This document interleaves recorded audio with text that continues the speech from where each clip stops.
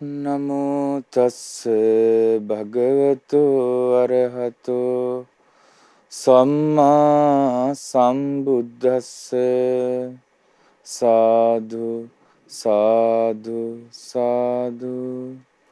අපට මේ දහම් මඟ පෙන්වා වදාළ අපගේ ගුරු දේවෝත්තම කල්යාණ මිත්‍ර පින්වත් ලොකු ස්වාමීන් වහන්සේට අපගේ নমස්කාරය වේවා. සාදු සාදු සාදු. ලංකාවාසී ලෝකවාසී ගරුතර මහා සංඝරත්නයන් අවසරයි. ශ්‍රද්ධාවන්ත කාරුණික පින්වතුනි, සුවපත් වූ ජීවිතයක් උපදවා ගන්න කැමැති ශ්‍රාවක ශ්‍රාවිකාවන් වන ඔබ හැම දිනාගේ යහපත පිණිස බුදුරජාණන් වහන්සේ ජීවමාන කාලයේ ඉඳලා පැවතගෙන එන පිරිත් සජ්ජායනා කිරීම නම් වූ ආරක්ෂක ශාන්ති කර්ම විදිහේ අර්ථ වර්ණනාවන් තමයි අපි මේ විදිහට ඔබට පැහැදිලි කරන්නේ. සරලව කිව්වොත් පිරිත් දේශනාවන්ගේ තේරුම්, පදවල අර්ථ, සජ්ජායනා කරනකොට අනුගමනය කළ යුතු සිරිත් විරිත් වත්පිළිවෙත් ක්‍රමය තමයි ඔබට සරලව පැහැදිලි කරන්නේ. ඉතින් අද දවසේ ඊතා ශ්‍රද්ධා සිතින් යුක්තව පිරිත් අර්ථ වර්ණනා සදහම් දේශනයේට ධර්ම දාණය ලබා දෙන්නේ මාර්තු මාස 13 වන දිනට 68 වන උපන්දිනයේ යෙදුන ගොඩහේනගේ පියසීලි මෑණියන්ට සෙත් පැතීම පිණිස වෛද්‍ය ඉසුරු මාපලගම පුතා විසින් මාර්තු මාස 13 වන දිනට 68 වන උපන්දිනයේ යෙදුන ගොඩහේනගේ පියසීලි මෑණියන්ට උතුම් චතුරාර්ය සත්‍ය ධර්මයේ අවබෝධය පිණිසම මේ පින් හේතු වාසනා වෙත්වා කියන උතුම් පැතුම මුල් කරගෙන තමයි අද මේ සදහම් දෙසුම ලක්ෂ සංඛ්‍යාත පිරිසකට ශ්‍රවණය කරන්ට සලස්වන්නේ. ඉතින් මේ ධර්ම දාණය ලබා දෙන්න පින්නතුන් ඊටාම සතුටු වෙන්න. කලාතුරකින් ලෝකයට පහළ වෙච්ච බුදුරජාණන් වහන්සේලා උන්වහන්සේලාගේ මහා කරුණාවෙන් මේ දෙව් මිනිසුන්ගේ යහපත පිණිස වදාළ පිරිත් අර්ථයන් ඔබ දන් දෙන්නේ ඒ අර්ථ ශ්‍රවණය කරලා තමනුත් පිරිත් සජ්ජායනා කරන වෙලාවට පිරිත් ශ්‍රවණය කරන වෙලාවට මහත්ඵල මහානිසංස ලබා ගන්නට ශ්‍රවණය කරන සදහැවතුන්ට අවස්ථාව සැලසෙනවා. ඒ ගැන හිතලා සතුටු වෙන්න.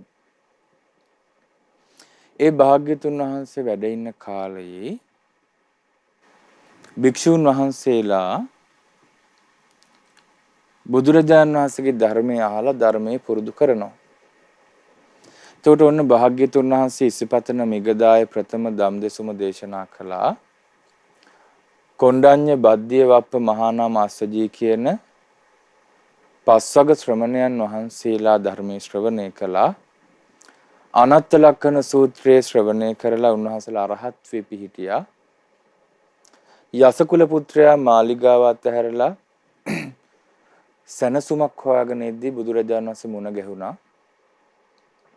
භාග්‍යතුන් වහන්සේ වදාළ ධර්ම දේශනාවෙන් යසකුල පුත්‍රයාත් අරහත්ත්වයටපත් වුණා, පැවිදි පිහිටියා. එතකොට දැන් යසකුල පුත්‍රයාගේ යහළුවෝ 4 දෙනා විමල සුබාහු පුන්නජි ගවම්පති ඔහු හොයාගෙන ඇවිල්ලා පැවිදි බව ලැබුවා. ධර්මය අහලා රහත් වුණා. යහළුවෝ 50 දෙනෙක් හිටියා. ඒ පිරිසත් ආවා.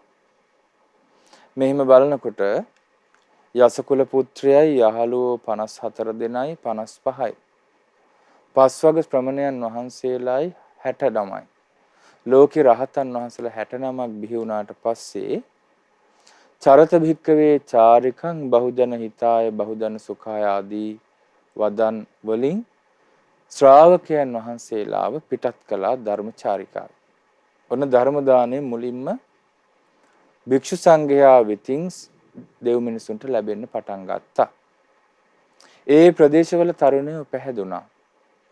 අනේ අපිටත් ඔබ වහන්සේලා ලැබපු විමුක්තිය ලබන්නට ඇතනම් භාග්‍යතුන් වහන්සේ හොයාගෙන ආවා. වෙහෙසයි. දුර ඉඳලා තරුණයෝ එක්කන් එනවා භික්ෂුන් වහන්සේලා. ඊට පස්සේ භාග්‍යතුන් වහන්සේ අනුමත කළා ඒ පළාත්වල සරණාගමණයෙන් පැවිදි උපසම්පදාව ලබා දෙන්න. ඔන්න ඔය විදිහට බුද්ධ ශාසනයේ පණිවිඩය දඹදිව් තලයේ පුරා පැතිරෙන්න පටන් ගත්තා.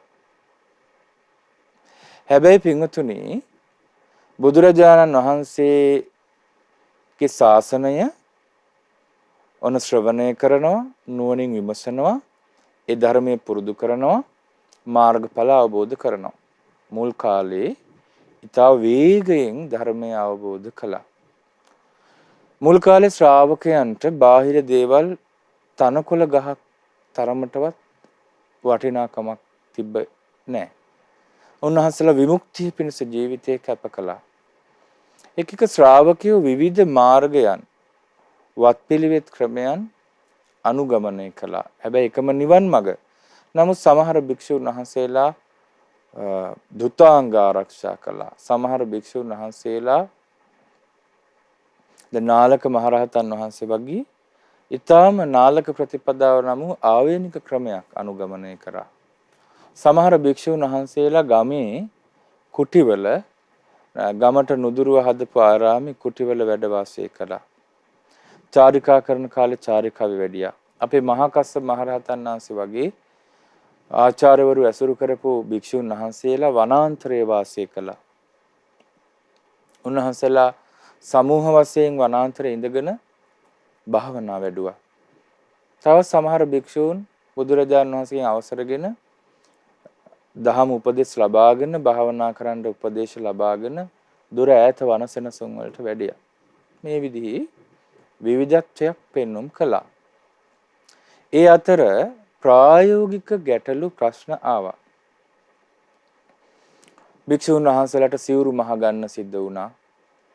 පාත්‍ර සොයා ගන්න සිද්ධ වුණා. සමහර විට පැවිදි උපසම්පදා ලබා ගන්න බොහෝ පිරිස් වෙනවා. පාත්‍රයක් නැහැ. දැන් භික්ෂුන් වහන්සේලාට හොයාගන්න බෑ. එකපාර භික්ෂුන් වහන්සේලා එහෙම හොයාගෙන ගිහිල්ලා රජුරුවන්ගෙන් ඉල්ලන පුරුද්දක් තිබෙත් නැහැ. සමහර කාලවල වස් ආරාධනා කරලා ආරාධනා කරපු දායකයට අමතක වුණා.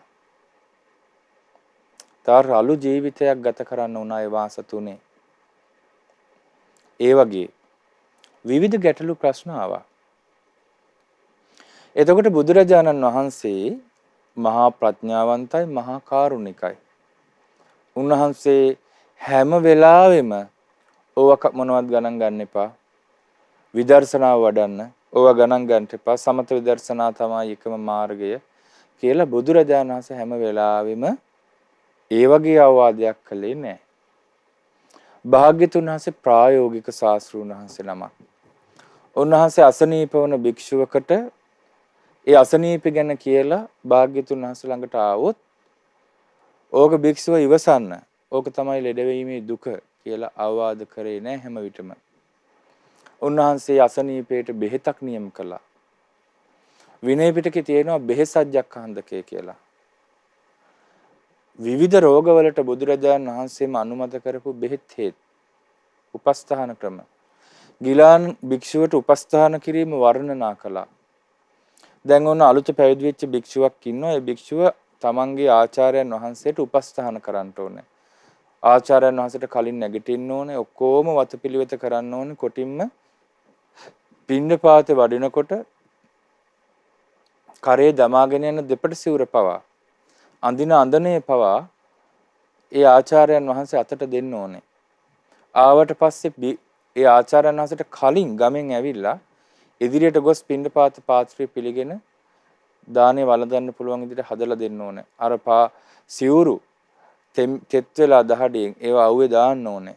වේලන්න ඕනේ. නැවත ආචාර්යයන් වහන්සේ වෙත ගෙනihin දෙන්න ඕනේ. මලු මම්පෙත් තම දෙන්න ඕනේ. විශාල වත්පිළිවෙත් ක්‍රමයක් ඉගෙනුවා. නමුත් යම් හේකින් ඒ ශිෂ්‍ය භික්ෂුව අසනීප වුණොත් අර ආචාර්යයන් වහන්සේ සම්පූර්ණයෙන් ඒ ශිෂ්‍යයා විසින් ආචාර්යයන් වහන්සේට කරපු වතපිළිවෙත වගේම ගිලන් භික්ෂුවකට කළ යුතු ආවතේව සියල්ල අර ආචාර්යයන් වහන්සේ කරන්න ඕන එක්කෝ කකිසුවෙකු ලවා කරවන්න ඕන. ඒ නිසා බුදුරජාණන් වහන්සේ ප්‍රායෝගික ශාස්ත්‍රඥ වහන්සේ නම කරුණාවන්තයි, මහා කාරුණිකයි. හැබැයි අවස්ථාවට උචිත පරිදි කටයුතු කිරීමෙහි හසල ඥානයක් ශ්‍රාවකයන්ට ලබා දුන්නා. දවසක් සවැත් නුවර වනගත කුටියක වාසය කරපු භික්ෂුවක මරණයටපත් වුණා. කලුරිය කළා. ඒ කාලේ හරියට විවිධ හේතු මත මරණයටපත් වෙච්ච අවස්ථා තියෙනවා. සමහර විට භික්ෂූන් කුටි හදනවා. කුටි හදනකොට ගල් වලින් බඳිනකොට දැන් භික්ෂූන්ම හදා ගන්නවා ඇතම් කාලවල. ගලක් අතහැරිලා භික්ෂුවගේ ඔළුවට වැදුනා. එතකොට මේ භික්ෂුව කලුරිය කළා. ස්වභාවික දේවල් වුණා. මේ බුද්ධ ශාසනය වෙත ආවය කියලා බුදුරජාණන් වහන්සේ ළඟ පැවිදි වුණා කියලා කිසිම කරදරයක් බාධාවක් නැති ජීවිත අනතුරක් නැති තත්වයකටපත් වෙන්නේ නැහැ. අටලෝ දහමට මුහුණ දෙන්න සිද්ධ වෙනවා. ඉතින් අර භික්ෂුව සවැත් නුවර වනගත කුටියේ හිටපු භික්ෂුවට සර්පෙක් දෂ්ට කළා. සාමාන්‍යයෙන් වනාන්තරයේ බවුන් වඩන භික්ෂුන් වහන්සේලාට සර්පයෝ දෂ්ට කරනවා අඩුයි. හැබැයි මේ භික්ෂුවට සර්පෙක් දෂ්ට කරලා කලුරිය කළා කාලකතෝ. ඊට පස්සේ බුදුරජාණන් වහන්සේ ඊට පිළියමක් පදාලා ආන්නේ පිළියම තියෙන දේශනාව තමයි අපි අද පිරිත් අර්ථ වර්ණාව ඉගෙන ගන්නේ. කන්ද පිරිත. කන්ද පිරිත කියලාත් කියනවා සිංහලෙන්. කන්ද පරිත්තං. කන්ද පරිත්තං කියන්නේ මේ කන්ද පිරිත ගැන සඳහන් දෙසුම සර්පයන්ට මිශ්‍රිත පැතිරවීම ගැන කියවෙනවා. අපි ඉගෙන ගනිමු. එවං මේ සුතං ඒකං සමයං භගවා සාවත්තියං විහෙරති ජේතවනේ අනාථ පිණ්ඩිකස්සාරාමේ. නිදාන කතාව තියෙනවා. අර මංගල සූත්‍රය වගේ මුලින්ම. මා විසින් මෙසේ අසන ලදී. එක් සමයක භාග්‍යවතුන් වහන්සේ සවැත් නුවර ජේතවන නම් වූ අනේපිඬු සිටුතුමාගේ ආරාමයේ වැඩවසන සේක. තේන කොහොපන සමයේන එකල්හි තේන කොහොපන සමයේන ඒ සමයේහි වනාහි සාවත්තියං අඤ්ඤතරෝ භික්ඛු සවැත් නුවර එක්තරා භික්ෂුවක්. ඔය භික්ඛු කියන වචනේ මා ප්‍රාණ භියන්න අල් කයන්න මා ප්‍රාණ කුයන්න භික්ඛු. ඒකේ පාපිල්ල දීර්ඝ වුණොත් අවසානට තියෙන මහ ප්‍රාණ කයන්නේ පාපිල්ල දීර්ඝ වුණොත් ඔබ දන්නවා කෙටි පාපිල්ලක් තියෙනවා දීර්ඝ පාපිල්ලක් තියෙනවා. ඒ කෙටි පාපිල්ල භික්ඛු කියලා තිබ්බොත් භික්ෂුව.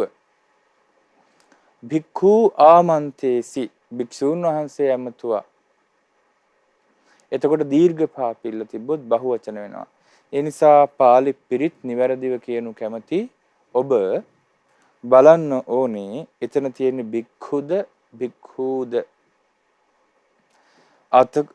අඤ්ඤතරෝ භික්ඛු වෙන්න ඕන. සමහර ඉතින් මුද්‍රිත පිරිත් පොත් වහන්සේලාගෙත් කෙටි පාපිල්ල තිබිය යුතු තැන දීර්ඝ පාපිල්ල තියෙන අවස්ථා තියෙනවා. එතකොට අර්ථය වෙනස් වෙනවා. එතකොට භික්ෂුව කලුරිය කරා නැතුව භික්ෂූහු කලුරිය කළා කියලා වෙනවනේ. අර්ථ වෙනස් වෙනවා බහුවචනින් වුණොත්. භික්ඛු එක්තරා භික්ෂුවක් අඤ්ඤතරෝ භික්ඛු අහිනා දට්ඨෝ කාලකතෝ හෝති. සර්පේකු දෂ්ට කිරීමෙන් සර්පේකු දෂ්ට කරන ලද්දේ කාලකතෝ හෝති කලුරිය කලුරිය වෙයි. එහෙම තමයි කාලකතෝ හෝති වෙයි. අතකෝ සම්බහුලා භික්ඛු අනතන දීර්ඝ පාපිල්ල භික්ඛු කියදී එකල්හි බොහෝ භික්ෂුන් එකල්හි වනාහි සම්බහුලා භික්ඛු බොහෝ භික්ෂුන් වහන්සේ යේන භගවා යම් තැනක භාග්‍යතුන් වහන්සේ වාසය කළාද තේන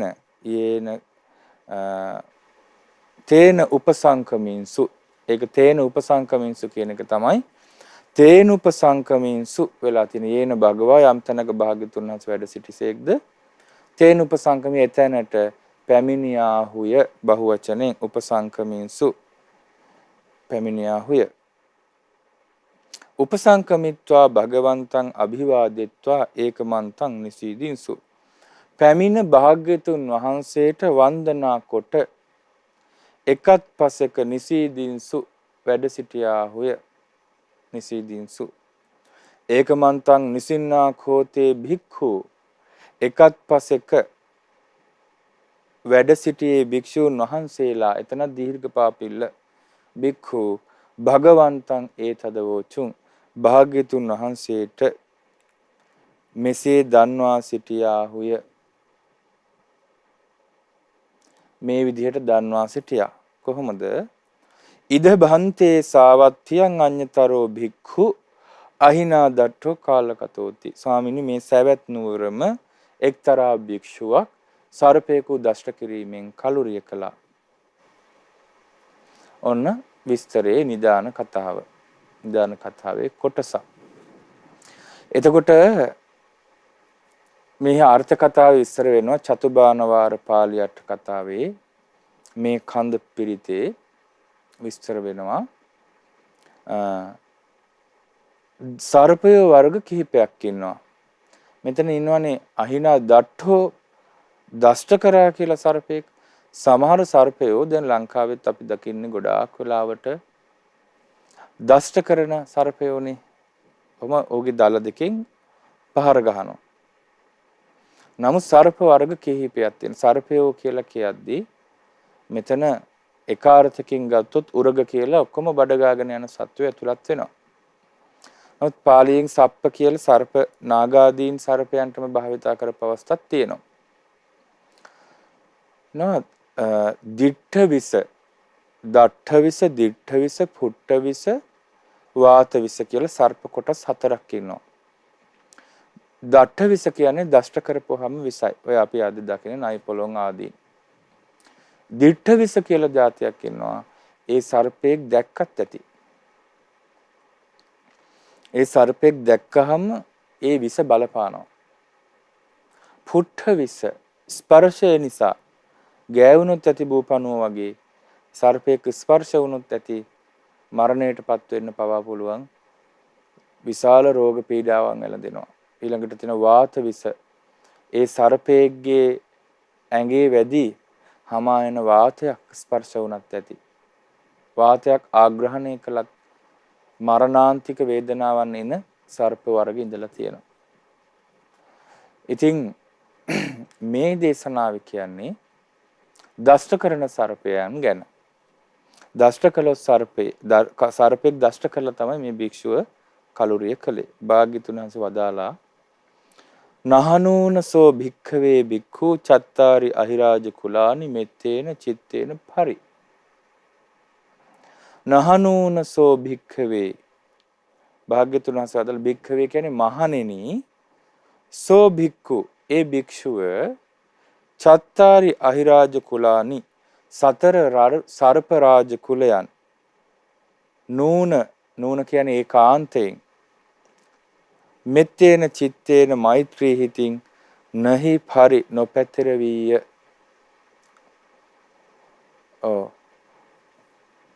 නහනූන කියද්දී ඒක උච්චාරණය පිණිස වචන හයන්න සම්බන්ධ වෙලා තියෙනවා. න පරි කියලා කියන්න පුළුවන්නේ. පරි කියන්නේ පැතිර වීය. න පරි කිව්වොත් නොපැතිර වීය, පැතිරුවේ නැහැ. එතකොට හයන්න යෙදෙනවා භාෂාව භාවිතයේ පහසුව පිණිස. පූර්ණ අක්ෂරයක් ඒක පූර්ණ ඒ වචනේ පූර්ණ වශයෙන් ශබ්ද කරන්ට එකතු වෙලා නහනූනසෝ භික්ඛවේ භික්ඛු මහණෙනි භික්ෂුව සතර සර්ප රාජ කුලයන් වෙත මෙත්තේන චිත්තේන පරිමෛත්‍රී සිත පැතිරුවේ නැහැ. මෛත්‍රී සිත නොපැතිර වීය. සචේහිසෝ භික්ඛවේ භික්ඛු චත්තාරි අහිරාජ කුලානි මෙත්තේන චිත්තේන පරෙය්‍ය. සචේහි ඉදින් වනාහි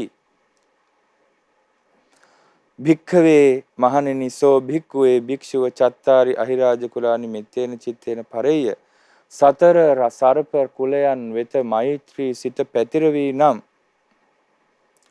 සෝ භික්ඛු නහිසෝ භික්ඛවේ භික්ඛු නහිසෝ භික්ඛවේ භික්ඛු භික්ඛු නෙමෙයි භික්ඛු නහිසෝ භික්ඛවේ භික්ඛු අහිනා දට්ඨෝ කාලං කරේය. මහණී භික්ෂුව සර්පේකු දෂ්ට කිරීමෙන් කලුරිය නොකරන්නේය. ඒ භික්ෂුව සෝ භික්ඛු ඒ භික්ෂුව සර්පේකු දෂ්ට කිරීමෙන් කලුරිය නොකරන්නේය.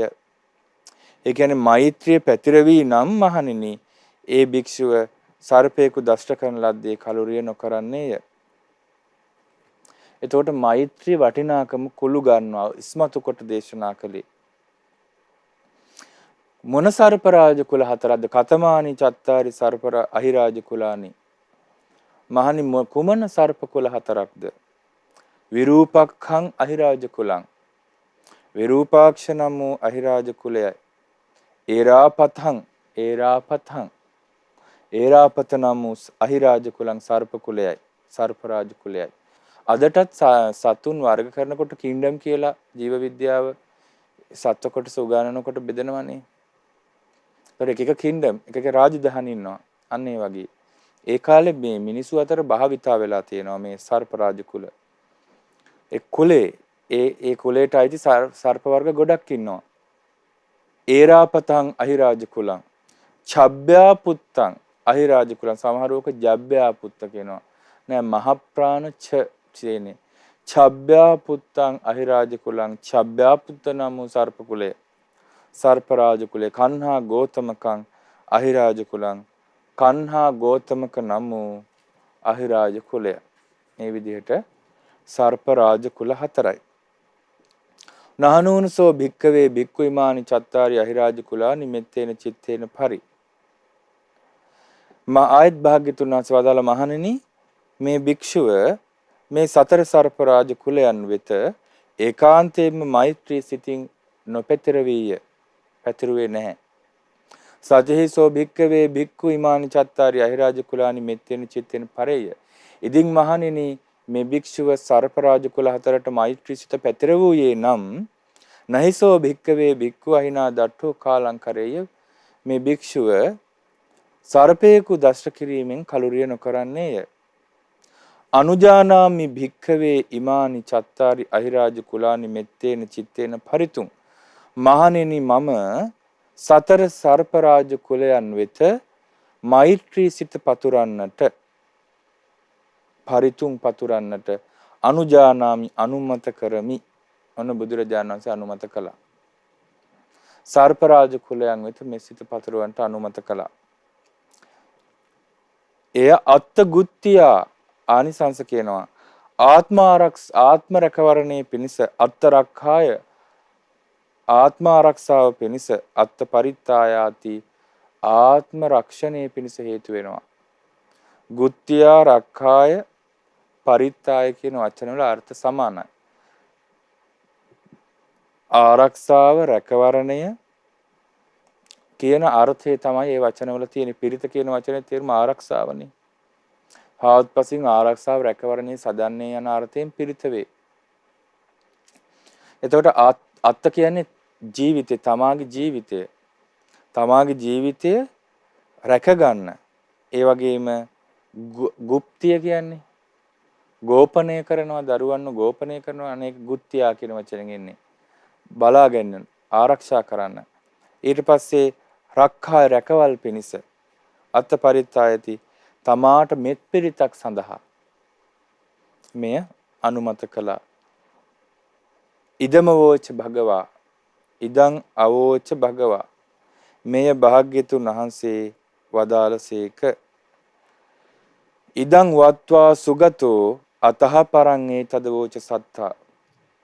මේ වදාළ සුගතයන් වහන්සේ එකල්හි නැවත අතහ පරං මත්තේහි නැවත ඒතද වෝච මේද වදාළසේක.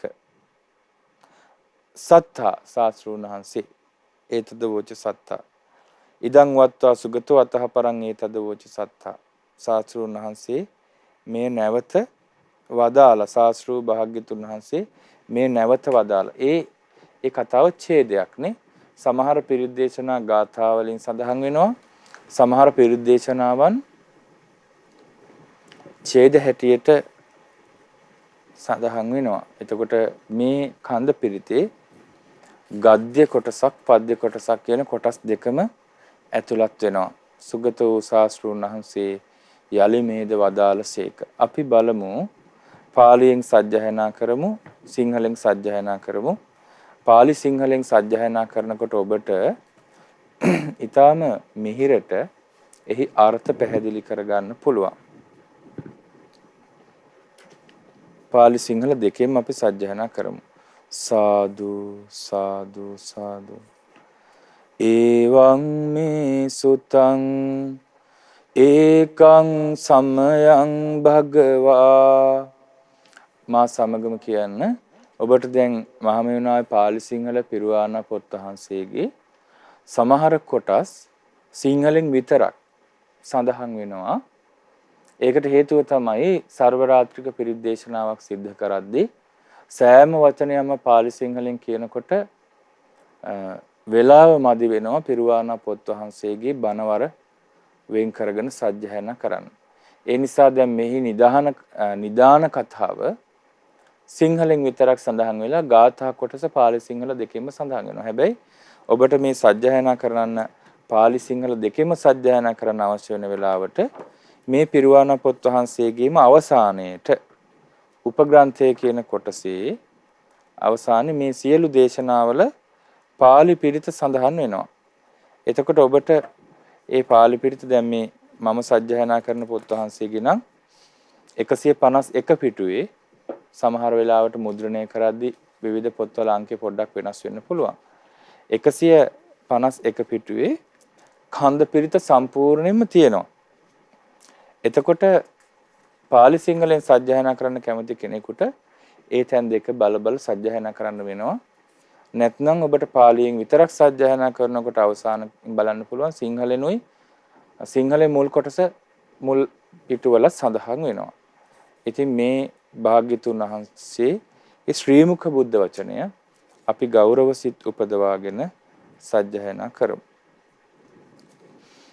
එවං මේ සුතං ඒකං සමයං භගවා සාවත්තියං විහෙරති 제තවනේ අනාථ පිණ්ඩිකස්ස ආරාමේ තේන කෝපන සමයේන සාවත්තියං අඤ්ඤතරෝ භික්ඛු අහිනාදට්ඨෝ කාලකතෝ හෝති. මා විසින් මෙසේ අසන ලදී එක් සමයක භාග්‍යවත් බුදුරජාණන් වහන්සේ සවැත් නුවර 제තවන නම් වූ අනේපිඬු සිටුතුමාගේ ආරාමයේ වැඩ වසනසේක. එකල්හි සවැත් නුවර සිටියා වූ එක්තරා භික්ෂුවක් සර්පයෙකු දෂ්ට කිරීමෙන් කලුරිය කළේය. එවිට බොහෝ භික්ෂූන් වහන්සේලා අපි පාලි කොටස සජ්ජායනා කරමු. අතකෝ සම්බහුලා භික්ඛු යේන භගවා තේනුපසංකමින්සු උපසංකමිත්වා භගවන්තං අභිවාදිත්වා ඒකමන්තං නිසීදින්සු ඒකමන්තං නිසින්නා කෝතේ භික්ඛු භගවන්තං ඒතදවෝචුං ඉද භන්තේ සාවත්තියං අඤ්ඤතරෝ භික්ඛු අහිනාදට්ඨෝ කාලකතෝති. ඒ සිංහල කොටස අපි කියමු. එවිට බොහෝ භික්ෂූන් වහන්සේලා භාග්‍යවතුන් වහන්සේ වෙත පැමිණියාහුය. එසේ පැමිණි ඒ භික්ෂූන් වහන්සේලා භාග්‍යවතුන් වහන්සේට ආදරයෙන් වන්දනා කොට එකත් පස්ව වැඩුණාහුය. එකත් පස්ව හුන් ඒ භික්ෂූන් වහන්සේලා ස්වාමීනි භාග්‍යවතුන් වහන්සේ මේ සවැත් නුවර එක්තරා භික්ෂුවක් සර්පයෙකු දෂ්ට කිරීමෙන් කලුරිය කළේ යයි කියා භාග්‍යවතුන් වහන්සේට මේ කරුණ සැලකලාහුය. ඊට භාග්‍යතුන් වහන්සේ වදාලා නහනූනසෝ භික්ඛවේ භික්ඛු චත්තාරි අහිරාජ කුලානි මෙත්තේන චිත්තේන පරි සචේහිසෝ භික්ඛවේ භික්ඛු චත්තාරි අහිරාජ කුලානි මෙත්තේන චිත්තේන පරිය නහිසෝ භික්ඛවේ භික්ඛු අහිනා දට්ඨෝ කාලංකරිය. පින්වත් මහණෙනි, ඔය භික්ෂුව වනාහි සර්පරාජ කුලයන් සතරට මෙසිත පැතිර වූයේ නැත. ඉදින් පින්වත් මහණෙනි, ඒ භික්ෂුව විසින් සර්පරාජ කුලයන් හතරට මෙසිත පැතිර වූයේ නම් පින්වත් මහණෙනි, සර්පයෙකු දෂ්ට කිරීමෙන් ඒ භික්ෂුව කලුරිය නොකරන්නේය. කතමානි චත්තාරි අහිරාජ කුලානි විරූපක්ඛං අහිරාජ කුලං ඒරාපතං අහිරාජ කුලං ඡබ්බ්‍යා පුත්තං අහිරාජ කුලං කන්හා ගෝතමකං අහිරාජ කුලං. ඒ සර්පරාජ කුල හතර කුමක්ද? විරූපාක්ෂ නම් වූ සර්පරාජ කුලයකි. ඒරාපත නම් වූ සර්පරාජ කුලයකි. ඡබ්බ්‍යා පුත්ත නම් වූ සර්පරාජ කුලයකි. කන්හා ගෝතමක නම් වූ සර්පරාජ කුලයකි. මේ විදිහට ඉදිරි කොටසත් ඔබ පාලි සිංහලෙන් සජ්ජායනා කරලා ඔබට හුරු කරගන්න. එතකොට හුරු කරගත්තාම ඔබට පාලියෙන් විතරක් පිරිත සජ්ජායනා කරද්දී වුණත් අර්ථ ඉස්මතු කරගන්න පුළුවන්. මම එහි ඡේද 3ක් පමණ සජ්ජායනා කළේ පාලි සිංහලෙන්. නැවතත් භාග්‍යතුන් වහන්සේ වදාළ ඒ සර්පරාජ කුලයන් හතර ගැන කියලා ඒ භික්ෂුව සර්පරාජ කුලයන් වෙත මෙසිත පැතිරෙන්නේ නැහැ. පැතිරෙවුවා නම් සර්පයෙකු දෂ්ට කිරීමෙන් ඒ භික්ෂුව කලුරිය කරන්නේ නැහැ කියලා. ඊට පස්සේ භාග්‍යතුන් වහන්සේ අනුමත කළා, මහණෙනි මේ සර්පරාජ කුලයන් වෙත මෙසිත පතිරවන්නට මම අනුමත කරනවා. ඒ තමාගේ ආරක්ෂාව රැකවරණය පිණිස මෙත් පිරිතක් පිණිස පවතිනවා කියලා භාග්‍යතුන් වහන්සේ ශාස්ත්‍රූන් වහන්සේ සුගතයන් වහන්සේ යලි මේද වදාලා. ඊට පස්සේ තියෙන්නේ ගාථාවන්. අපි ගොඩක් වෙලාවට ඛණ්ඩ පිරිත කියලා මේ ගාථාවන් ටික තමයි සජ්ජායනා කරන්නේ කලින් කොටස නිදාන කතාව නිසා. විරූපක්කේහි මේ මෙත්තං මෙත්තං ඒරාපතේහි මේ චබ්බ්‍යා පුත්තේහි මේ මෙත්තං මෙත්තං කන්හා ගෝතමකේහිච.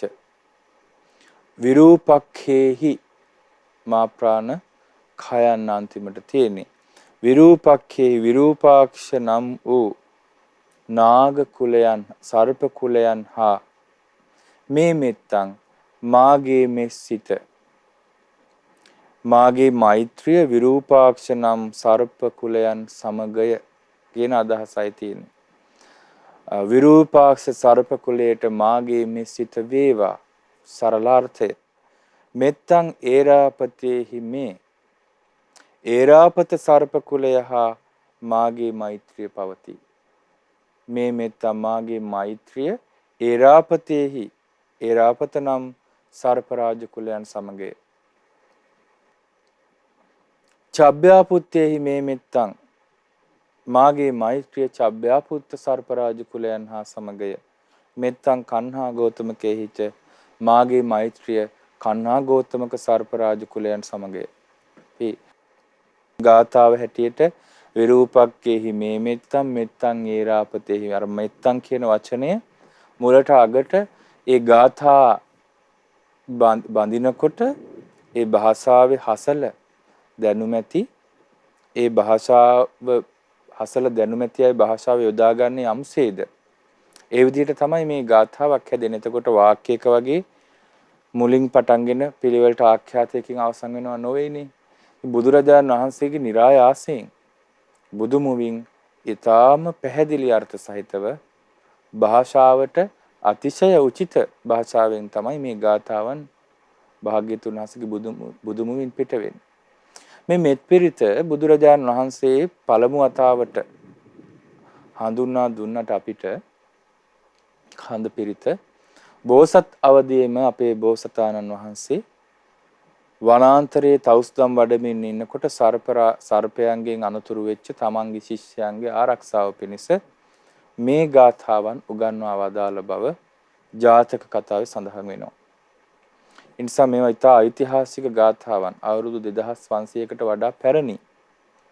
එහෙම තමයි බුදුරජාණන් වහන්සේ නැවත වදාළේ.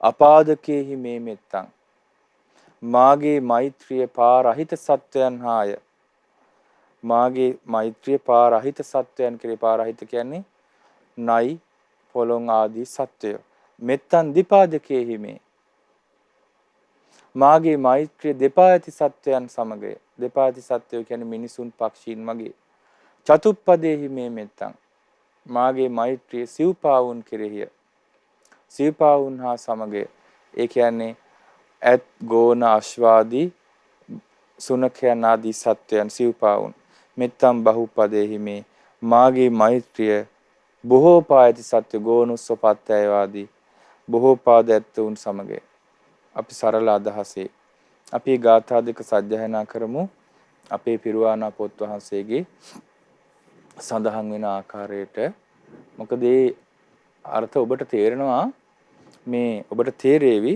මේ පාලි සිංහල පිරුවානා පොත් වහන්සේ භාවිතා කළොත් කොච්චර හොඳට ඔබට පිරිත් අර්ථ මතක හිටියද කියලා විරූපක්ඛේහි මේ මෙත්තං මෙත්තං ඒරාපතේහි මේ චබ්බ්‍යාපුත්තේහි මේ මෙත්තං මෙත්තං කන්හා ගෝතමකේච විරූපාක්ෂ සර්ප කුලයට මාගේ මෙත් සිත වේවා ඒරාපත සර්ප කුලයට මාගේ මෙත් සිත වේවා චබ්බ්‍යාපුත්ත සර්ප කුලයට මාගේ මෙත් සිත වේවා කන්හා ගෝතමක සර්ප කුලයට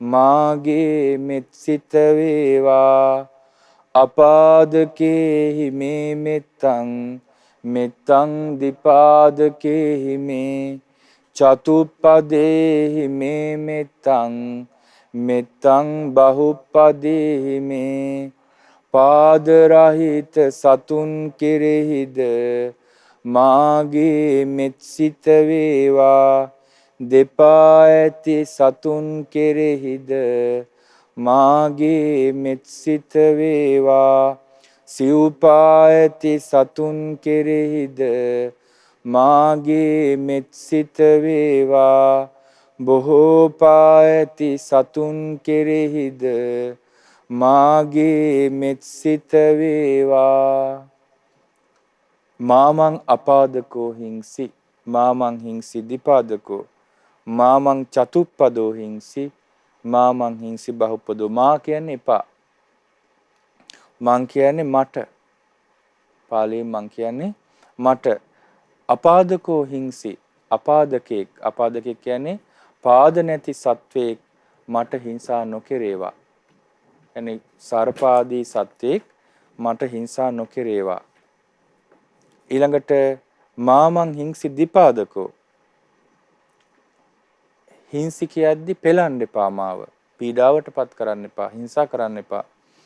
ද්විපාදක සත්වයෙක් පා දෙකක් ඇති සත්වයෙක් මා කියන්නේ එපා. ඒ කියන්නේ නහමක් පෙලාවා. නහමක් කියන්නේ සිංහලට පරිවර්තනය කරන්නේ එහෙම. නොපෙලාවා කියන එකයි. දෙපා ඇති සතෙක් මාව නොපෙලාවා. සිව්පා ඇති සතෙක් මාමං චතුප්පදෝ හිංසි. සිව්පා ඇති සත්වයෙක් මාව පෙලන්න එපා. මාමං හිංසි බහුප්පදෝ. බොහෝ පා ඇති සත්වයෙක් මාව පෙලන්න එපා. සබ්බේ සත්තා සබ්බේ පානා. සියලු සත්වයෝ සියලු ප්‍රාණීහු සබ්බේ භූතාච කේවලා ඉපදී සිටින්නා වූ සියලු සත්වයෝ. කේවලා කියන්නේ සම්පූර්ණයෙන්ම මුළුමනින්ම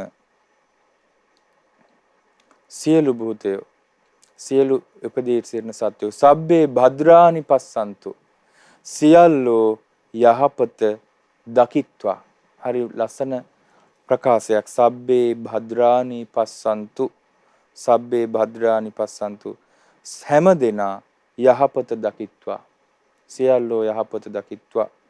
මා කංචි පාපමාගමා. පාපං ආගමා. පාපය පැමිණීම මා ආගමා. ඒ කියන්නේ නොපැමිණේවා. නොපැමිණේවා මා ආගමා. පැමිණෙන්න එපා. කිසිවෙකු වෙත. පාපං කියන්නේ දුකක්. කිසිවෙකු වෙත කිසි සත්වයකු කරා දුකක් නොපැමිණේවා. කිසි සත්වයකු කරා දුකක් නොපැමිණේවා. මා කංචි පාපමාගමා. අපි ගාථා දෙක සජ්ජායනා කරමු.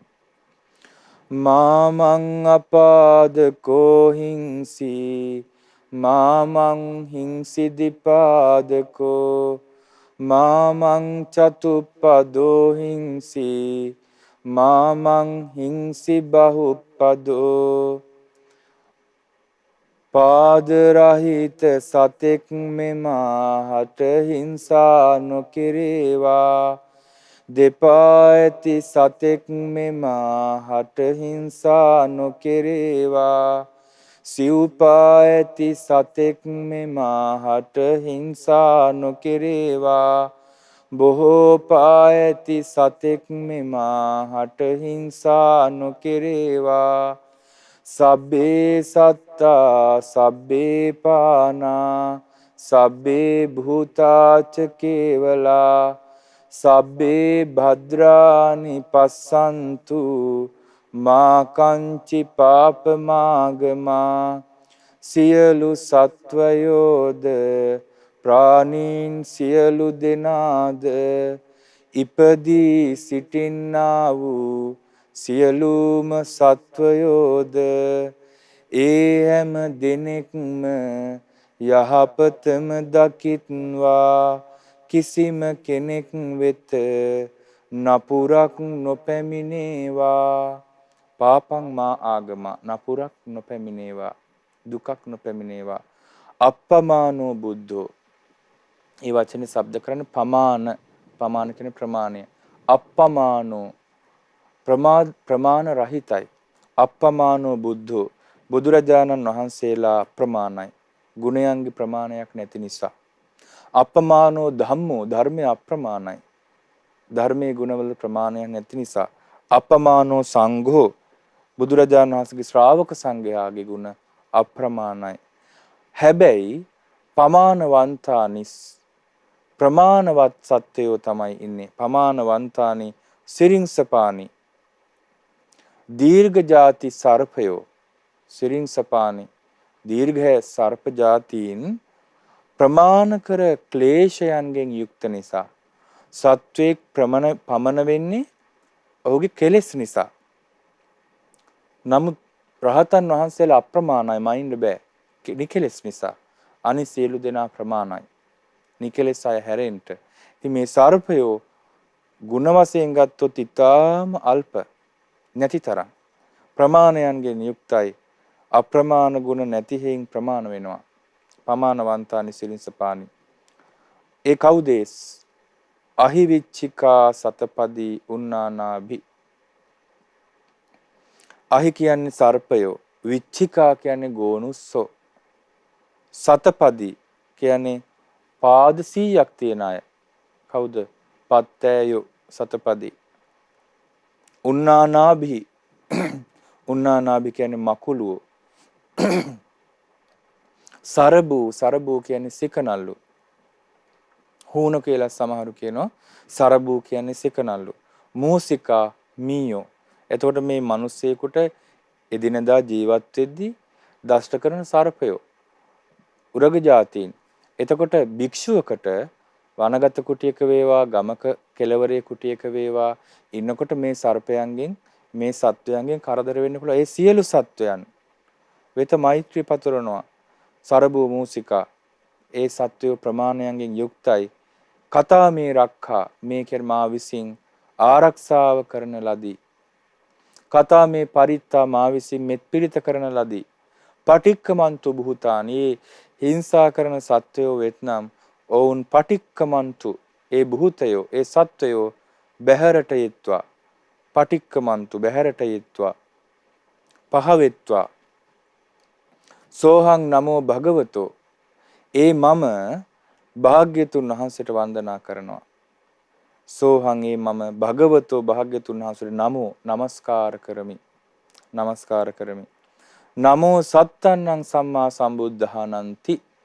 සත්බුදුරජාණන් වහන්සේලාට විපස්සී සිකී වෙස්සබු කකුසඳ කොණාගමන කාශ්‍යප ගෞතමයන් කල්ප 91ක් තුල පහළ වුණ සත්බුදුරජාණන් වහන්සේලාට නමෝ සත්තන්නං සම්මා සම්බුද්ධානන්ති සම්බුදුරජාණන් වහන්සේලාට නමස්කාර කරමි. දැන් බලන්න මේ මූලික බුද්ධ දේශනාවකම සත්බුදු වන්දනාව සඳහන් වෙනවා. විපස්සිස්ස නමත්තු කියන ගාථාව ආටානාටිය පිටස සඳහන් වෙනවා. ඉතින් ඔය ගාථා ඉස්මතු කරලා සත්බුදු වන්දනාව අපේ ගුරු දේවයන් වහන්සේ දැනට අවුරුදු 15කට 18කට විතර කලින් හඳුන්වා දෙනකොට ඒකටත් ඇතැම් අය ගරහුවා. කරුණු නොදැන මේ බුදුරජාණන් වහන්සේමයි අනුමත කළේ මේ සත්බුදුරජාණන් වහන්සේලාට වන්දනා කිරීම. ඒ ඊටා ආනුභාව සම්පන්නයි. දැන් මේ මෛත්‍රී සිත අතරට සත්බුදු වන්දනාවත් යොමු කළා. එහිකි බුදුරජාණන් වහන්සේම වටහාගත් දෙයක් ඇති. අපිට ඒකට අටුවාවෙවත් ඒක පැහැදිලි කරලා නැහැ. එකපාරට මෙතෙන්ට සත්බුදු වන්දනාවක් ගෙනාවේ කියලා. ඇතැම් විට මේ සියලු සත්වයන් කෙලෙස් නිසා ප්‍රමාණයන්ගෙන් යුක්ත වෙනවා. බුදුවරු අප්‍රමාණ ගුණයෙන් යුක්තයි. එතකොට ඒ බුදුවරුන්ගේ අප්‍රමාණ ගුණය ගැන මේ සර්පයෝ කියද්දී පෙනෙන ලෝකේ සර්පයෝ විතරක් නෙමෙයි. උරග කුලයේ මේ විරූපාක්ෂාදී කුලවල නොපෙනෙන ඕපපාතික සර්පයොත් ඉන්නවා. වුන් මේ සාමාන්‍ය ගොරොස් සිරුරු මවාගෙන මනුස්ස ලෝකේ සැරිසරනවා. ඒ සියලු සර්පයන්ට මේ මෙසිත වඩන්නේ. සමහරට ඒ ඕපපාතික නාගාදීන් වෙනත් බුද්ධ ශාසනවල බුදුවරුන්ගේ විස්තර ගැන යම්කිසි දැනුමක් ඇති. කෙසේ නමුත් සත්බුදු රජාණන් වහන්සේලාගේ ආනුභාවයේ කැටි වුණ මෙත්සිතේ ආනුභාවයේ කැටි වුණ කන්ද පිරිතයි අපි ඉගෙන ගත්තේ. අපි අවසාන ගාථාව සජ්ජායනා කරමු. ගාථාවේ අවසාන කොටස.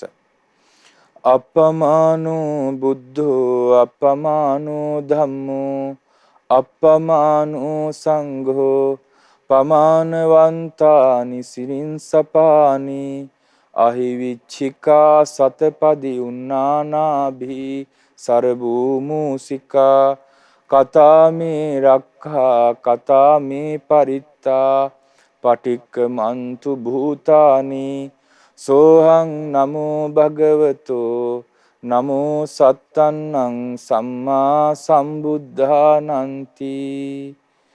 බුදුරජාණන් වහන්සේ අප්‍රමාණ ගුණ ඇතිසේක ශ්‍රී සද්ධර්මයද අප්‍රමාණ ගුණ ඇතිසේක ආර්ය මහා සංඝරුවනද අප්‍රමාණ ගුණ ඇතිසේක එහෙත් මේ සර්පයන්ද ගෝනුස්සන්ද පත්තෑයන්ද මකුළුවන්ද සිකනලුන්ද මීයන් ආදී කොට ඇති මේ සත්ව වර්ගයෝ කෙලෙසුන් නිසා ප්‍රමාණයන්ගෙන් යුක්ත වන්නාහුය.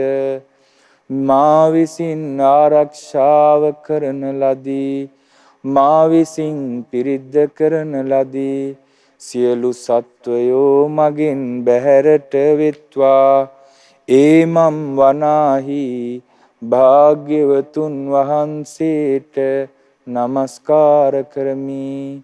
සත්බුදුරජාණන් වහන්සේලාට නමස්කාර කරමි. සාදු සාදු සාදු.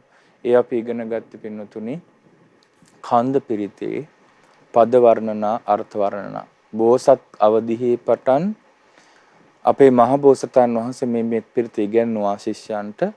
සම්බුදුරජාණන් වහන්සේ සවැත් නුවර වැසි භික්ෂුවක් සර්පයෙකු දෂ්ට කරලා කලුරිය කළාට පස්සේ මේ කන්ද පිරිත ඉගෙනුවා. එදා සිට අද දක්වා භික්ෂුන් වහන්සේලා පරම්පරාවෙන් පරම්පරාවට මේ කන්ද පිරිත භාවිතා කරන අදටත් සියලුම ආරණ්‍යවල වැසි භික්ෂුන් වහන්සේලා වගේ කන්ද පිරිත භාවිතා කරනවා. අපේත් සියලු අසපොළ මේ දවසකට වතාවක් හෝ සජ්ජහායනා කරන පිරිතක් මේ කන්ද පිරිත. ඒ නිසා මේ කන්ද පිරිත ඔබට ඊටාම ප්‍රයෝජනගත හැකි පිරිතක් ප්‍රායෝගික ජීවිතේ.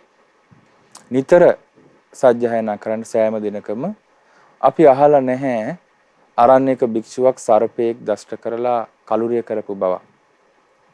අපි මේ අවුරුදු දැන් 20කට ආසන්න කාලයක් තිස්සේ වනගත අසපුවල භික්ෂුන් වහන්සේලා වැඩ ඉන්න බව අපි දන්නවා. අපේ අසපුවලත් සර්පයෙකු දෂ්ට කළ බවක් අපිට අහන්න ලැබිලා නැහැ. ඉතින් ඒ නිසා ඊටාම බල සම්පන්න පිරිතක් ප්‍රායෝගිකව සියලු දෙනාටම මේ උතුම් කන්ද පිරිත ජීවිතයට පුරුදු කරගෙන එහි මෙසිත වඩන ආකාරය පැහැදිලි වුණ ආකාරයට මෛත්‍රී පුරුදු කරලා ඔබේ ජීවිතයට හාත්පසින් ආරක්ෂාව රැකවරණය සදා ගන්න වාසනාව ලැබේවා. සාදු සාදු සාදු. අද දවසේ මේ උතුම් ධම් දෙසුමේ විකාශන දායකත්වයේ දරනු ලබන්නේ වෛද්‍ය ඉසුරු මාපලගම පුතණුවන් විසින්. ඉතින් රැස් කරගන්ට යෙදුණු සියලු ධර්ම දානමය පින් කැමති සියලු දෙවියෝ අනුමෝදන්ව සැපයටපත් වෙත්වා. අපගේ කල්යාණ මිත්‍ර පින්වත් ලොකු ස්වාමින් වහන්සේට මේ පින් අනුමෝදන්ව නිරෝගී සුව දීර්ඝායුෂ වෙත්වා. මාර්තු මාස 13 වන දිනට 68 වන උපන්දිනයේ යෙදුණ ගොඩහේනගේ පියසීලි මෑණියන්ට නිදුක් නිරෝගී සුවපත් භාවයේ දීර්ඝායුෂ පිණිස උතුම් චතුරාර්ය සත්‍ය අවබෝධයේ පිණිස මේ පින් හේතු වාසනා වේවා කියලා සාදු කියලා පින් දෙන්න. බිරිඳගේ මිය පරලොවගේ පියාණන්ට පරලොව සැපේ පිණිස මේ පින් අනුමෝදන් වෙත්වා. එතුමගේ පරලොව ජීවිතයේ සුවපත් වෙත්වා සපවත් වෙත්වා කියලා සාදු කියලා පින් දෙන්න. අනෙකුත් මියගිය සියලු ඥාති හිතවතුන්ටද පරලොව වශයෙන් මේ පින් අනුමෝදන්ව ඒ සියලු දෙනාගේද පරලොව ජීවිත සුවපත් වෙත්වා සපවත් වෙත්වා. ඉසුරු මාපලගම පුතණුවන්ගේ සුජීවත්ව සිටින මෑණියන්ට පියාණන්ට බිරිඳගේ සුජීවත්ව සිටින මෑණියන්ට ඒ වගේම ඉසුරු මාපලගම පුතණුවන් ඇතුළු පවුලේ සියලු දෙනාට තෙරුවන් සරණින් මේ පින් බලයෙන් නිදුක් නිරෝගී සුවපත් භාවයේ සැලසේවා. දීර්ඝායුෂ සැලසේවා. කරන සියලු දැහැමි කටයුතු සඵල වේවා. මේ බුදු සසුනේම ධර්මාබෝධයට හේතු වාසනා වෙත්වා කියලා සාදු කියලා පින් අනුමෝදන් වෙන්න. ඒ වගේම ශ්‍රද්ධා මාසික ධර්ම දාන සමාජිකාවන්ට ධර්ම ශ්‍රවණය කළ ඔබ හැමට ගරුතර මහා සංඝරත්නයට මේ පින් අනුමෝදන් වෙත්වා. නිරෝගී සුව දීර්ඝායුෂ වෙත්වා. උතුම් චතුරාර්ය සත්‍ය අවබෝධයට හේතු වාසනා වෙත්වා. සාදු සාදු සාදු. සබ්බේ බුද්ධහ බලප්පත්තා පච්චේකානංචයම් බලං අරහන්තානංච තේජේන රක්ඛං බන්දහාමි සබ්බසෝ. උතුම් සම්බුදු බලයෙන් පසේ බුදු ගුණ බලයෙන් රහතුන්ගේද තේජසින් සියලු රැකවරණ වේවා. සාදු සාදු.